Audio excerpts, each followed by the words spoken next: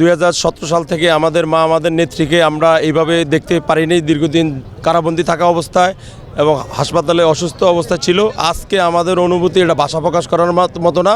স্বৈরাচার প্যাচিস সরকার পতনের পরে আমাদের এই মন খুলে আমরা যেভাবে আনন্দ উৎসবের মতো এই আজকের আমাদের নেত্রীকে চিকিৎসার দিন অবস্থায় দেশের বাইরে যাচ্ছে, আমরা ওনাকে স্বাগত জানানোর জন্য আমরা সর্বোচ্চ নেতাকর্মী উপস্থিত আছি। আপনারা জানেন দীর্ঘ 17 বছর আন্দোলন সংগ্রামের মধ্য দিয়ে একটি স্বৈর শাসক বাংলাদেশ থেকে বিদায় করার পরে দেশনেত্রী বেগম খালেদা জিয়ার নামে যে মিথ্যা মামলাগুলো ছিল সেই মামলাগুলো আমরা আইনি প্রক্রিয়ায় সকল মামলা প্রত্যাহার হওয়ার পরে আমাদের নেত্রী দীর্ঘদিন অসুস্থ, সেই অসুস্থতার সুচিকিৎসার জন্য উন্নত চিকিৎসার জন্য আমাদের নেত্রী আজ যুক্তরাজ্যের উদ্দেশ্যে বাংলাদেশ থেকে রওনা দিয়েছেন।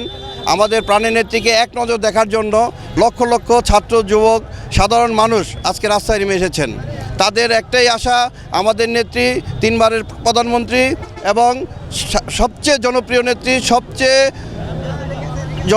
বাংলাদেশের সবচেয়ে জনপ্রিয় নেত্রী দেশনেত্রী বেগম এক নজর দেখবেন বলে সবাই আজকে রাস্তায় নেমে এসেছেন। এই হচ্ছে আমাদের আজকের অনুভূতি।